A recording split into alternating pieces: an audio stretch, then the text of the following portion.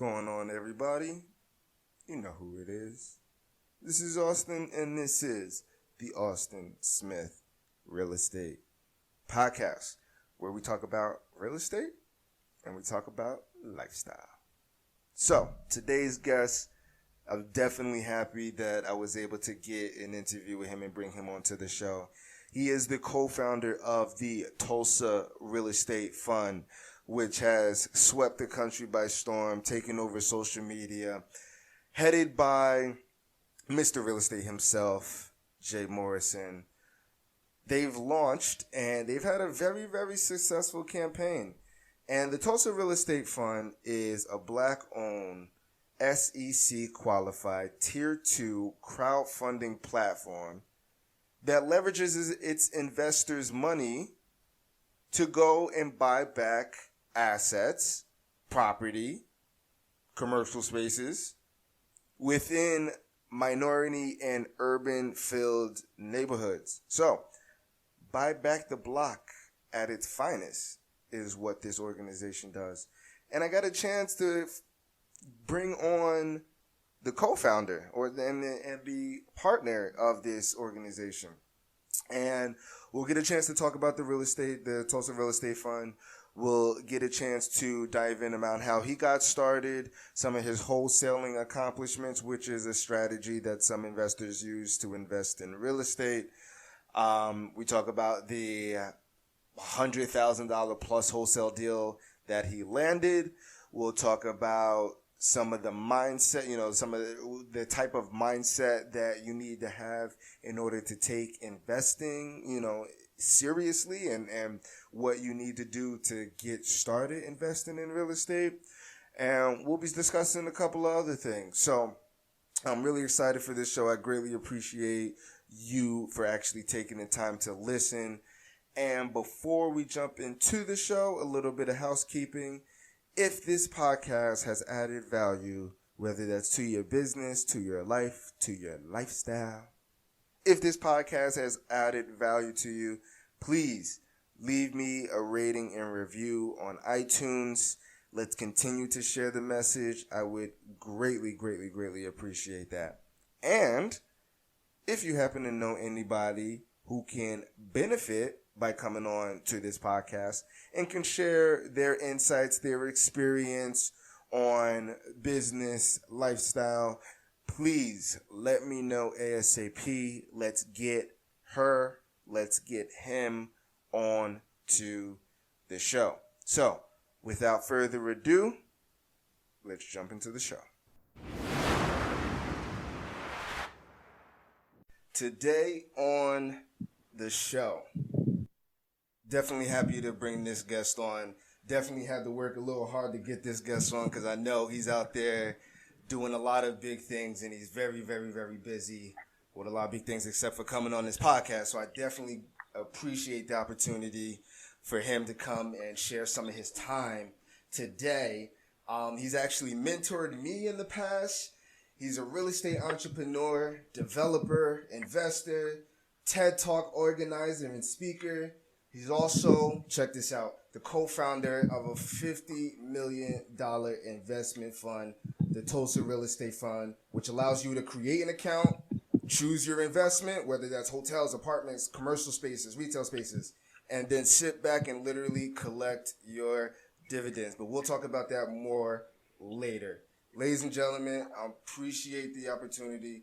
Welcome to the show. Tosin, taking the time to come on the show, man. I appreciate you. How's it going, brother? I'm doing well. How are you, man? It's a pleasure to be here. And, hey, thank you for having me on. No, without a doubt, man. We're going to jump right into it, man. So, I found you kind of before, we got a chance to meet. And I'm looking at, the accomplishments that you've done. And I'm like, whoa, this brother is actually, on point. So, give us an idea, from all these accomplishments, let's scale it back to step one. How did you even, get started? Where, tell us the development of how you became this great real estate entrepreneur that you are today. Wonderful. Great. So it actually didn't even start with real estate. Since I was probably about 13 years old, I was a musician. I still consider myself a musician to this day. But I just always loved creating. I started doing plays and minor acting when I was in college, like around 20, 21 years old. And I just saw that, you can make money or capitalize off of your natural talents and things that you naturally love to do. So in the beginning, I was trying to figure out how do I take my love for music and my love for acting and be able to profit from it. And so that was when my mind kind of started working and trying to figure out, okay, independent musician, you can make your songs, you can sell them online, you can do, little shows here and there, you can promote yourself at talent shows, etc. So that was kind of where the business mind kind of came into play. And then as I got older, I believe it was my last year of high school, I was actually in a boarding school in Nigeria, in Africa. And so I was about to go to college, and I had taken my SATs early in the year, passed them, and got accepted to college before I was done with high school. So my last 3 months of high school, I was like, why should I even go to class? I'm already accepted in high school. So I just stayed in the dorms and was just reading books, and so I came across the book Rich Dad, Poor Dad by Robert T. Kiyosaki, which I'm pretty sure a lot of people listening to this podcast have read at some point in time in their life if they're in real estate. It may sound cliched, but that was the book that really kind of opened up my mind to real estate. And so from there, I kind of just repositioned that thought from not just, how can I make money off of music and acting, but also in real estate. And so that's where it kind of started. And, from there, I just really took time. It took me years to kind of really understand real estate and figure out how people do make money from it, whether they're flipping houses or renting things out or leaseholds, et cetera. And yeah, that kind of opened up the door to where we're at now. Awesome. And you kind of stumbled upon a really critical part, because people will read the books, right? They'll listen to the podcast. They'll read the articles. They'll watch the YouTube channels. They get it in their head like, okay, real estate, that's definitely what I want to go to. And in between that part and that realization and actually getting the deal done, for most people, something happens in between that nothing ever happens, or the action doesn't get put into play. So how did you take, okay, Rich Dad, Poor Dad, I understand, I'm watching some other things, I'm paying attention, I know, okay, you can make money in multifamily, you can make money flipping. Now, how do you translate all of that knowledge, because knowledge without action is useless, how do you take all 100%. Of that knowledge and then now translate it into your first deal, or Gotcha. How do you translate that into your first deal? So, it kind of goes back to your mindset. You have to really want to do it. There's a lot of things that are interesting and that sound like they could be fun, but if you don't truly want to do it, then you're not going to take the action. And so with real estate, since it's not always an overnight thing, trying stuff and, continuing to read and get, the CD sets that they used to sell where you could, buy pennies on the dollar, which I found out was kind of nonsense, and really just trying and failing until something began to work. And then, when something began to work, then I started to expand on that. And I just think it's all about just taking action. It doesn't necessarily have to be massive action, but you kind of have to just crawl and inch your way with actions into that direction. And then over time, you're going to see some results. So, for those listening and trying to get out of that motivation hype space to where they've read a book, went to a seminar, they're super excited, and they're not like, okay, now what do I do? You just have to try anything. You just got to start doing something. It doesn't even have to be the right thing. You just got to start doing stuff, and then you'll kind of find your way into a groove. Also, and that I was I originally found it was, I guess I kind of associated wholesaling with you. Was that how you first got it? First got started? Was wholesaling your particular route? And if that was, can you just kind of elaborate what wholesaling is? Sure. So wholesaling is basically when you find a property, you get it under contract, or you basically get a signed agreement between you and the owner for a specified amount. Typically, it has to be less than what the property is worth. And then you assign that contract, or you sell that contract to an investor for a small fee, still leaving enough space in that contract for the investor to actually make some money when they do flip it, sell it, or do whatever they want to do to it. So yeah, wholesaling was what I found to be the easiest way for me to get into the real estate business, just simply because at that time I didn't have any money. I didn't have like a bank that would lend me anything to get a traditional mortgage. I didn't have the 2 years tax returns, the 2 years of job history, et cetera. So that was just kind of like an easy layup for me to at least just get in the game, and I wasn't necessarily trying to get rich off of wholesaling or make a killing at it. I just wanted to just have something to do to where, I was active in the industry. So yeah, wholesaling was definitely what gave me the opportunity to be able to do that. Okay, because a lot of people, they read the books and they'll see that wholesaling, and a lot of the gurus will actually teach that, like, wholesaling is usually the easiest way to get started. And a lot of people kind of see dollar signs in their eyes when it comes to it. And, in my experience alone, like, it's not as easy as people would make it seem. Like, it is exactly extremely difficult, finding the deals, putting the deals together. But obviously, correct, in certain situations, like, the payout is worth it. And I remember one time you were talking about some of your accomplishments in wholesaling, and that completely blew my mind. But I think the most important part is when you see an individual talk about it and you've seen that they're able to accomplish that, it kind of reinforces, like, in your own mind, like, okay, I can definitely do this. Especially from an individual that looks like me. You know what I'm saying? Yep. So, like, can you just kind of real brief just talk about some of those big accomplishments? Because I know, like, when I was listening, I'm like, wow, like, this dude, and it's crazy because you would think that with those particular accomplishments, the very next thing that I would want to do is, like, I would want to go and celebrate. Like, that's awesome. But, definitely, that investor mindset, you're like, okay, listen, I just made a huge check, but now, like, I have the opportunity to, like, further advance my financial independence. Why would I, you know what I'm saying? So, for sure, just real briefly, just talk about those accomplishments, because those are awesome. Gotcha. So wholesaling is easy to get into, but it's not necessarily easy to do. So it was one of those things where I still had to learn, like, how do you find the properties? How do you generate those leads? I still had to learn how to negotiate. And so my first couple wholesale deals, I didn't make a lot of money. I believe the first one was $1,500 was what I made on the assignment fee. I believe the second one was $750. So it was kind of like, okay, I understand the process. Now, how do I, like, magnify it or scale it or get a check that's going to be something substantial that I can actually, be able to go on to the next step? So one of my mentors at the time, Jay Morrison, who's currently my partner now, and I'm also vice president for both his companies, he had told me, he's like, hey, Tosin, if you want to make bigger money, you got to go after bigger deals. He's like, you're making these small checks because you're going after, small houses that have small margins. And so at that particular time, he was an active real estate agent, and he had a listing in Alpine, New Jersey for $10 million. And so I'm doing, just the math in my head. I'm like, all right, $10 million house. If he finds the buyer and he's the listing agent and he takes the whole 5% commission, he's going to make $500,000 off this one sale. So I said, okay, if you can find those types of properties in Alpine and there's margins like that in Alpine, then let me see if I can find a deal to wholesale in Alpine. And so that's when I started looking in Bergen County for potential wholesale deals.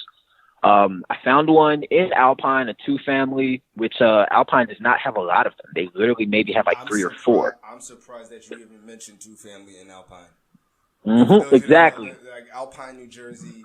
I believe that's number 1, right, in the state as far as highest property values. Yeah, so Alpine is the richest zip code in the entire country, above Beverly Hills. It's the richest zip code. And so the average house price in Alpine, I believe, is at about $1 million. And so I found this 2-family where the owner was asking $735,000. And so I thought that was a mistake. I thought maybe is this property like burnt to the ground? Is it like a total gut job? And no, there was actually tenants in both sides. It was in pretty decent condition. So I went out to it. Did my typical walkthrough, took pictures, brought a contractor with me. Through our negotiations, I got him down to $675,000. And so I said, okay, this is an opportunity for me to make, 100,000 plus on an assignment fee. And so, I started marketing it. I got a few interested buyers. One was a big time developer in New Jersey who had just a year before built a 180 unit apartment complex in Bergen Field, New Jersey. And so when I brought him out to the property, he took one look at it. And, like as soon as he got out the car, he takes a look at it and says, "This is a piece of shit." And in my mind, I couldn't understand. I was like, huh? Like, what? What do you mean? This is a rare two-family. How does he see no value in it? And so he basically wasn't interested in that property at all. So as I'm getting in my car and I'm going back home, driving through this neighborhood as I was trying to find my way back to the turnpike, and I see this house, this huge house that has big walls and a huge gate, but it looked like a haunted house. It was vacant. The roof tiles were all on the front lawn. There was no windows. It looked like it had been vacant for years. And so I pulled over, wrote down the address, looked in the New Jersey property tax records for the owner's information, sent the guy a letter. It's just a simple letter that I write in all of my direct mail campaigns. "How you doing? My name is Tosin Oduwole. I'm an investor. I'm interested in purchasing your property. Give me a call." So sent that letter out, didn't hear anything for weeks. Probably about a month and a half later, I got a phone call from this gentleman. He's like, "Hey, Tosin, just got your letter. Sorry for the late response. I was out of the country."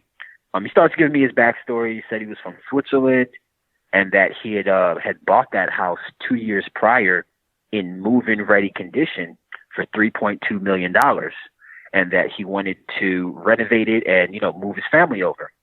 And so he was in the demo process of, taking everything apart. And so that was why when I saw it, it was that condition. And so he had said, 6 to 7 months demo into the renovation. His kids say, "Dad, we don't like America. We don't want to live here. We want to go back to Switzerland." Wow. And so he had already spent $3.2 million to acquire the property, spent another couple $100,000 in the demo, and now he has a property that is of no use to him. So I told him, I said, "Okay, well, yeah, I can definitely help you get it off your hands, but you're going to take a huge loss." And he's like, he understands that. He just wants to get it gone. So we ended up getting it under contract for $2.4 million, and I assigned it to an investor for a 5-figure fee. And that was the biggest deal I had done, and I believe that was just my third wholesale deal. And so that was what really opened my eyes to say, okay, if this is done right, if you target the right towns and you negotiate well, then you can do pretty well with this wholesale strategy, make enough money to kind of go to the next step or the next level, which is actually purchasing property and, developing yourself. Because you don't want to be a wholesaler forever. Wholesaling is just a strategy. That should not be who you are or what you do. So that was really what was a light bulb for me and what was the defining factor to allow me to kind of step up in the game, as they say, and just go on to the next part of my career. And I love that because those are the numbers that beginners kind of dream about. First off, not even the 6-figure aspect of it, like the 5-figure aspect, and people are like jumping up and down. But you hit 6 figures off of one wholesale deal, and the only difference was that you took action. And I love the fact that you mentioned, from Jay Morrison, which is an extremely public figure. If individuals do not know Jay Morrison, just Google him. You'll find out everything that you need to know about him. And most individuals already that are listening to this podcast already do. But like I said, like some people just, shoot for that 5-figure. You hit 6-figure. That's life-changing money, obviously. Like that's no walk in the park. And I love the fact that Jay had mentioned, okay, well, it's not that you're necessarily doing anything wrong. It's just the fact that if you want bigger, if you want a bigger slice of the pie, like you just got to go after bigger deals. You know what I mean? Yeah. So it's like, it's usually that simple. And it just piggybacks off of what you said, like mentality wise, you know what I'm saying? Like, and it just comes down to having that aggressive mindset. Okay. I'm just going to have to go to a pond where there are bigger fish. So you mentioned right off the bat, because the next thing that I kind of want to talk about is that, individuals, if it's not, okay, I don't have the money to invest in real estate. Okay, I don't know what to do next to invest in real estate. And then the other third, which is completely, which is the more obvious one. Hey, listen, I don't have any money, right? Or I don't know how to find deals. So you mentioned just now, okay, my direct mail campaign is, which at that point, it's just simply sending out a letter strictly to that property, just saying, hey, here's who I am. I'm an investor. I'm looking to buy your home. It's literally that simple, right? Correct. Yes, it is. So just for everybody listening, there's going to be a million tactics and strategies that you hear real estate gurus talk about. There's like so much noise and so many creative ways to find deals. The only strategy that I have ever used is direct mail. That's it. I used bandit signs one time. I think I spent $120 for 100 bandit signs once. I got one deal off of that, which was actually my first deal. But after that, I only used direct mail.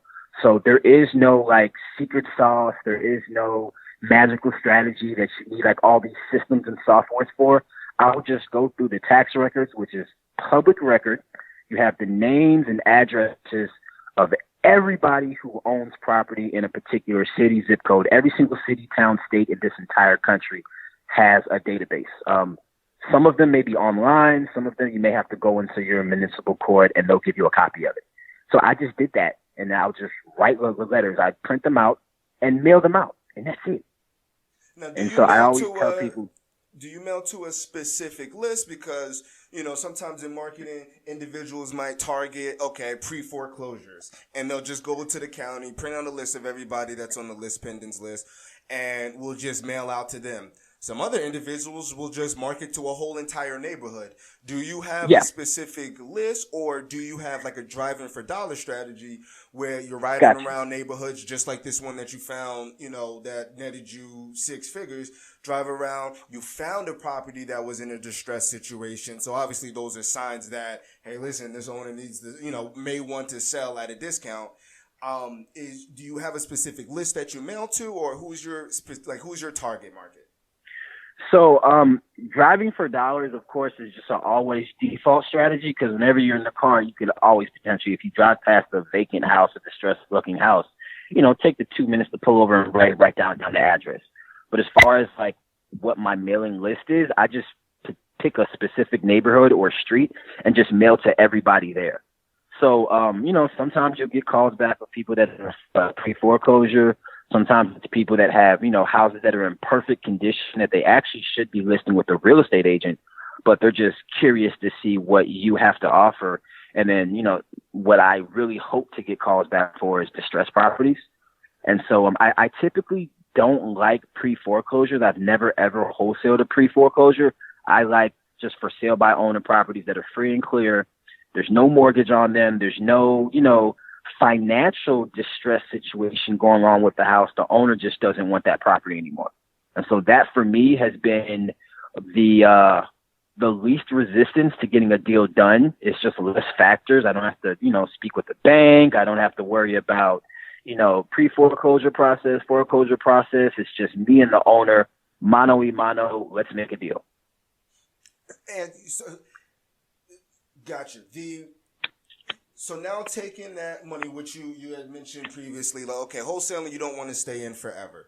You want to make your money, make the capital, and then you use that for bigger and better projects, essentially. Correct. So, and we're going to kind of go into the Tulsa Real Estate Fund, which, let me tell you something. I wasn't big on stocks. I wasn't big on stocks. Yep. My thing was Forex. My thing was foreign exchange. The biggest, most liquid market in the world. $4.3 trillion of volume moving every single day. I love the action. So the, stock market, I saw stock market only for that true growth.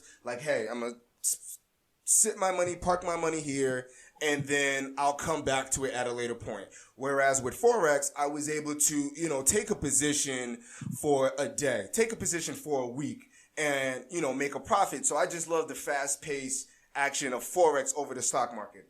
However, And this is like, you know, the Warren Buffett philosophy. This is the richest man in Babylon philosophy. Like, invest in what you know. Like, if Correct. you're not a blacksmith, don't invest in a blacksmith shop. Like, if you don't know what you're investing in. Exactly. Right? Correct. I get it to a certain point, like the early investors in you know, YouTube, Snapchat, all these places that blew up. Obviously, they were in that type of space because they were tech people. Like, they understood like how to you know, anticipate that. So yes, they win. So the Tulsa Real Estate Fund, bro, I'm looking at this, and obviously it's, you know, we're in crunch time mode. You know, 10 days or less, I believe. By the time this podcast actually get released, it might be already live. But we're getting ready to go public with the Tulsa Real Estate Fund. Talk to me about that, because I'm going to tie in how wholesaling, you're not supposed to be there forever. You use that capital to fund bigger projects. Tosin, I haven't even heard you talk about like three or four families, like 2 families. Like, I've never like even heard you talk about, like, it's always been the 60, you know what I'm saying? Like, it's always been the 60 unit, the 80 unit. And so kind of tie in what the Tulsa Real Estate Fund is, and then tie that in to going after those apartment buildings, those huge deals. Sure. So the Tulsa Real Estate Fund is basically an SEC regulated fund to where people can pull their money together in a very transparent way that is governed and regulated by the Security and Exchange Commission. So there's no way for any type of like fraud or Ponzi scheme or anything like that to happen. We did that specifically because we wanted people who are going to invest with us to feel comfortable and to feel like they are dealing with a transparent group of individuals. So our main goal with the Tulsa Fund is that, you know, in the beginning of our careers, we always said to ourselves, you know, I'd rather partner with 10 people and buy a 100 unit property than to get a 4 unit all by myself. So as we started to understand how to raise capital and how to syndicate deals, we said, hey, if we could get in a situation to where we could raise millions of dollars, then we could buy and acquire, you know, huge, large assets that just have ridiculous returns or, you know, ridiculous potential returns, and just be able to split that money with everyone that's in the pot. So that was where that idea came from. We weren't really totally sure how to do it. That took us about 2 years of just research and talking to other people who had done similar endeavors before. I remember a Colombian group in New York who had done over $300 million through their fund. And these were young guys. Like, these were not some old guys. These were guys that I believe were in their late 20s, early 30s.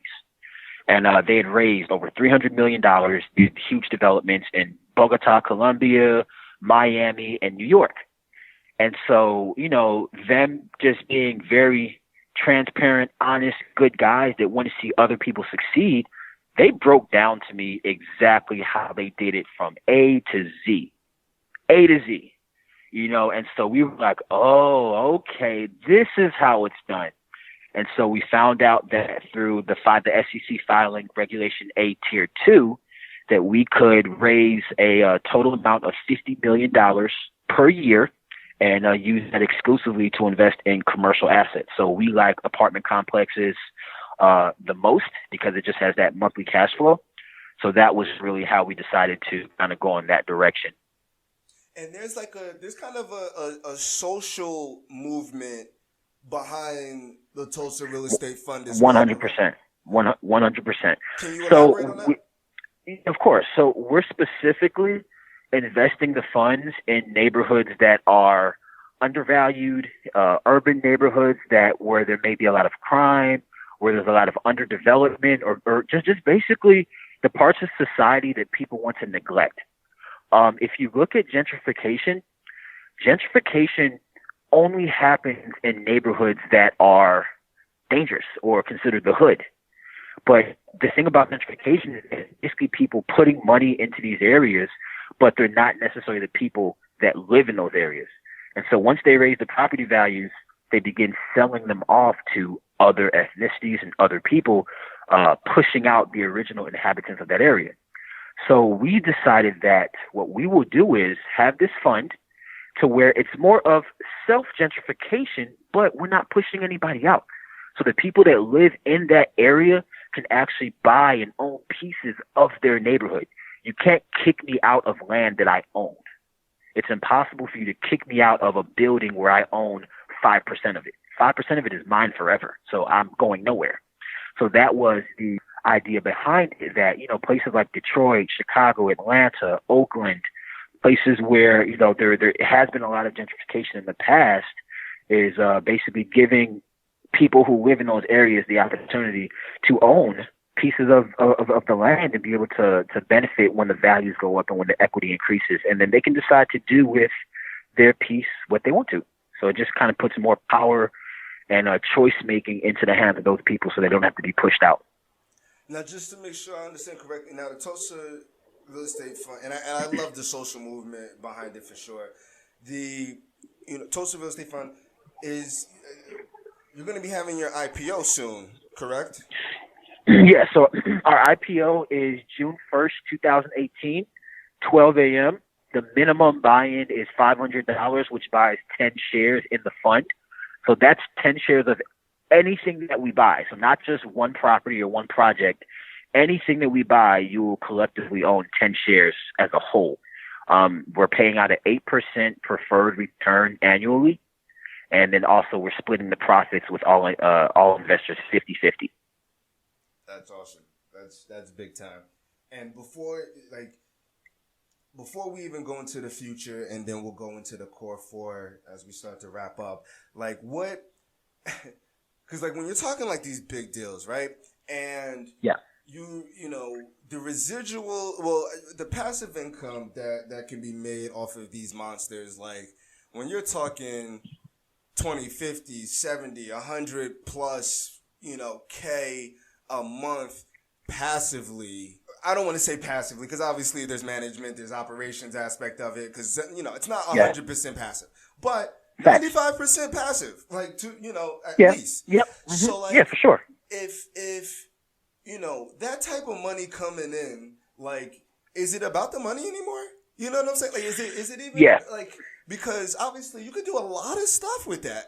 Is it even about the money anymore? What keeps you going? So yeah, just being totally honest and transparent, the money is a part of it.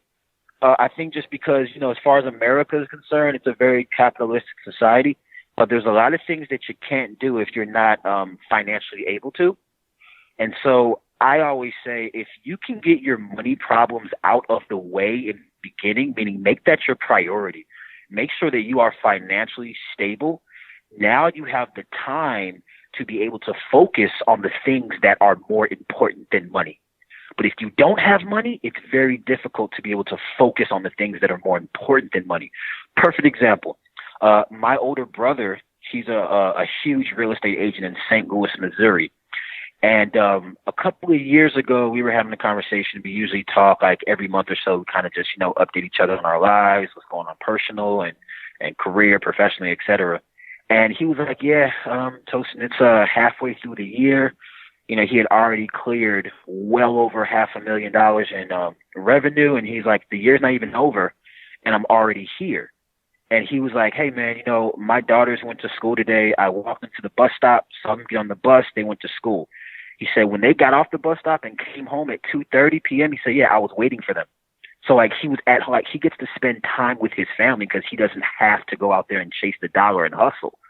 But the reason why he's able to do that is because at one point in time, he did chase the dollar and hustle, so it's about knowing when to turn on that, it's all about the money, all about the Benjamin switch, and then knowing when to turn it off.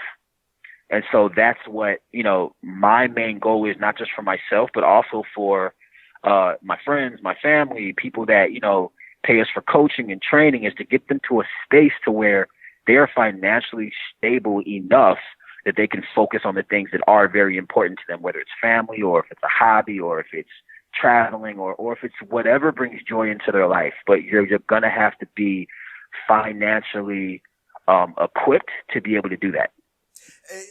you nailed it like on the head. Only because like last month I made 40K, and that's amazing. it's amazing. It was really good, and like it made the whole because I quit my job to go into real estate full time, and like I spent years kind of building up the business, kind of putting in that sweat equity, and like this is the year where it's like, thank God I made the right decision a couple years back, because I was looking at the account like, I don't know how long I'm gonna be able to last. You know what I'm saying? So yeah. Because even when we first talked, and I, just trying to set up a direct mail marketing campaign, it was like, yeesh, and to be even able to compete, like you got to be able to, send some stuff out, and Yep. So making that amount of money, which is the most I've ever made, at least in one single month, and I'm blessed because the year's not over and there's more big things to do. Of course. I thought, or at least a couple years ago, if you would have told me that I was going to make that much in a month, I would have been like, okay, bet. I know I'm getting this car. I know I'm going to move here. I know I'm going, you know what I'm saying? I know I'm going to spruce up. Like, I'm ready for it. And like now, like even making that amount of money, it was more so about doing like the good job and like being like that point person where it's like, yo, we need you to handle some big stuff. And you like, it's more about like just stepping up and getting things done. You know what I'm saying? Which is why the athletes get paid that much. Cause it's like, if they wanted to, their money problems are essentially solved in 1 year's worth, especially for the top tier players. And it's just like, that drive to keep going, that drive to be like, get your name called, like, yo, we need you for the, for some big business. So like, and that's more powerful. That's more powerful than the cash. It's more satisfying. It's more satisfying. And like, I never thought like I would have had that mentality, but like, it's weird. But the thing, so the thing you have to understand is that the reason why you understand that now is because you crossed the threshold of getting the money. Like when you don't have it, you're like, oh my God, 40 grand in 1 month. I mean, I'll do this, I'll do that. But then when you get the money, when you actually get it, it's like the shiny object that we chase. It's shiny because you don't have it. When you get it, then you're like, oh, okay, it's cool, but I think I want some other things now. Like it's cool. It's like it's other bro, and I'm like, I'm trying to like, I say it with all humility because obviously, especially in real estate, like I will be able to get to that point where 40 grand will be every month, but obviously I'm not there yet. But it's it's not even about the money. Like where the hell? Like I could, like I said, bro. Like, if you would have told me this a couple years ago, I would have told you everything that I would have done step one. And now that at this point, like it's cool, and I say that in the most humble way possible. Like it's cool, but now you're like, all right, how much do I need for the 60 unit complex? And now you're like, that 40K is like, oh, like towards the down payment. Exactly. And like, I just used it to clear up debt that I accrued, running the business, like that. So like, it was more of an amount that just kind of further builds your financial base as you get up towards the bigger and better things. Like I'm just working on keeping the expenses low and keeping the income coming in high. So it's amazing that you touched on that point because I would have never thought. So we're going to go right into the core four. These are the four questions I ask every single guest, just so people can get to learn, more about you behind the massive effort that you're kind of putting out there, touching dirt, touching real estate. First question, because it kind of drives you. First question, what's your favorite aspect about real estate? My favorite aspect is just the creation part of it. So finding a deal, finding someone or a group of people who, number one, want to do business with me, that makes me feel amazing. Number two, like the negotiation aspect of it, of us trying to figure out how it makes sense for both them and me. And then number three, just seeing everything come to where that deal has been done. I'm happy. They're happy. We've built a wonderful, positive business relationship, and then we're going on to the next to see how we can replicate it.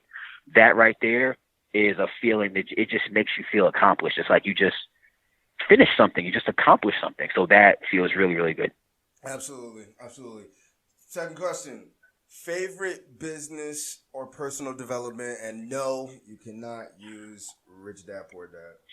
Oh, never. No, yeah, Rich Dad Poor Dad isn't even in that in that answer. My favorite one probably the 50th Law. It's by Robert Greene. It's like the part 2 to the 48 Laws of Power. But with that particular book, he used the rapper 50 Cent as a case study. So it's written by Robert Greene, but it's basically a case study on 50 Cent.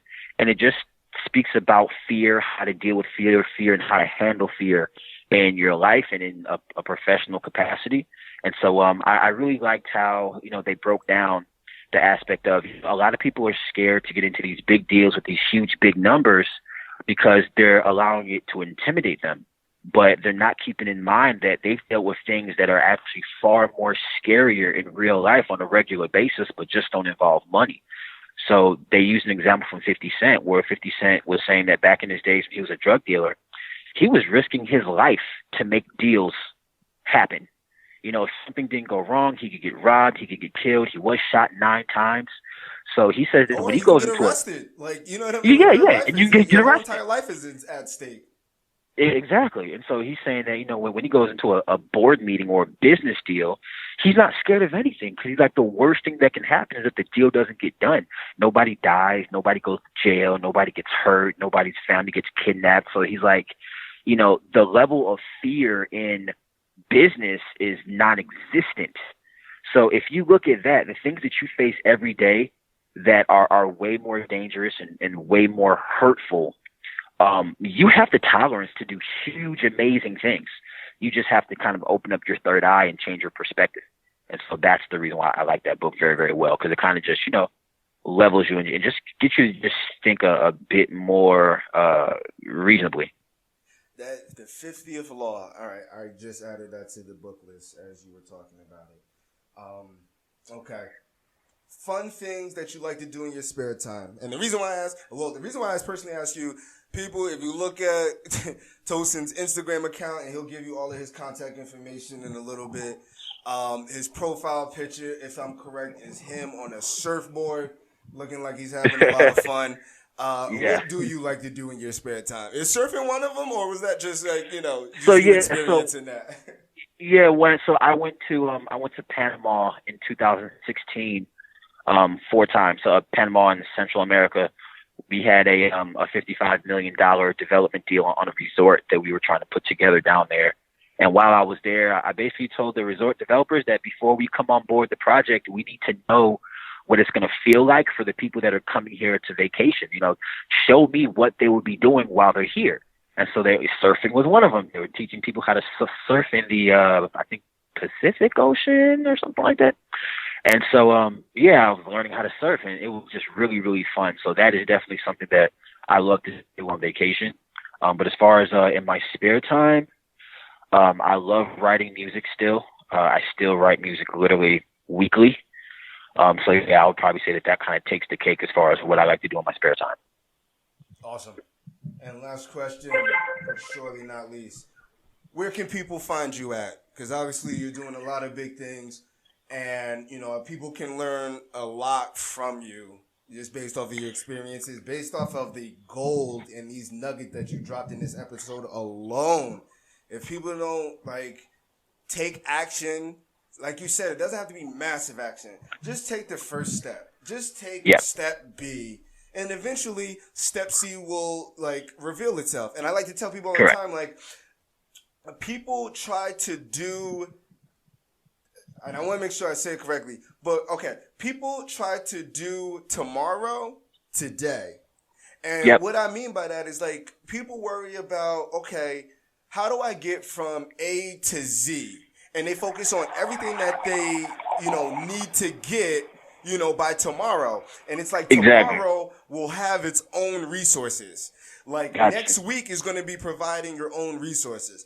And it's never the lack of resources that causes an individual's failures. It's the lack of resourcefulness of what you have that's right strategy in front of and planning. You. Everything that you need is right in front of you, whether you believe it or not. You might need to get to step, whatever the case, but that contact might come from a contact that you know in your immediate circle right now. So like, Gotcha. Yeah. tell everybody, like, just instead of looking for, everything that is on the outside, like, try to find everything that you can do. Perfect example, and then we'll go into where you people can find you out. Me starting this podcast. My podcast is not Grant Cardone on episode 1 or 2, like, and I get that. And it's like, okay, like, wow, like, do I have to get, like, the Grant Cardones and the Tony Robbins, and the Les Brown, like, do I have to get them on the podcast? Like, how the hell am I going to be able to, like, even Jay Morrison, like, how the hell am I going to get these majorly, like, influential individuals on this podcast? And even before all of that, it's like, focus where you are right now and who your contacts are right now. And from 100%. there, like, you find gold. Like, from there, you find gold. And then the gold multiplies alone. But, like, perfect example of that. So, where can people find you at? So yeah, I guess the easiest way to find me would be on Instagram. It's Tosin, TOSIN _ ODUWOLE. That's my last name, Oduwole. So yeah, that's the best way to contact me. My email address is on there. My office number. And I'm on Instagram every day. So if you drop a comment or send me a DM, I'll probably respond to you within 24 hours. So yeah, that's the best way to contact me. Awesome. Tosin, I appreciate you taking the time, brother. Greatly appreciate it. You have no idea how much this means. Is there a question that I didn't ask that you definitely want to answer before we get up out of here? No, not necessarily, but I will tell all your listeners to go to Tulsa Real Estate Fund. That's spelled TULSA, like Tulsa, Oklahoma, realestatefund.com. Create an account. It's a free account. You can invest as little as $500 and just take part in some amazing projects that we're going to be doing. And it would just be a pleasure to be able to share this experience with a lot of people and for people to have, the opportunity to invest in institutional sized investments. Like I said, I was never the stock guy. I was always the foreign exchange. This is the very first stock that, like, I have my eye on. And the main reason why is because I realized who's driving it. And I took this ideology from Damon John, how he talks about, how he's analyzing deals on Shark Tank. And he's like, obviously I have to believe in the product. Obviously I have to believe that the business will work.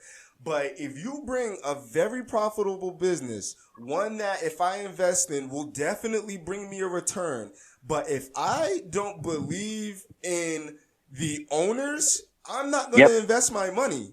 And exactly. This is the first stock, and especially because I know of all the owners, and like this is the first stock where like I am definitely thinking about putting my money where my mouth is on this one for sure. So I would definitely be in contact. Yeah, bro. That's major, and it resonates with me, what I'm trying to do on a massive scale. And like I said, like that's, you invest in what you know. It's right in my alley. I understand it. It makes sense. Like, that's why Warren Buffett invests in Coke. And obviously not the drug Coke, but the soda Coke. Yeah. And it's like, it's just Coke, but it makes so much, like, it makes sense. So this is one that I'm definitely going to be checking out. I hope that I can definitely put a good portion of money in there. I think it'll definitely take off. I believe in the owners. Like, I'm interested to see where this thing goes. But outside of that, Tosin, for sure, bro. And outside of that, Tosin, thank you for taking the time, brother. I know you're extremely busy person. I know you're running a hedge fund. Like, so I get it, bro. And I thank you for dropping the jewels. I thank you for dropping the gold. Appreciate you, man. All right. Thank you. Have a great day. You too, brother. Enjoy.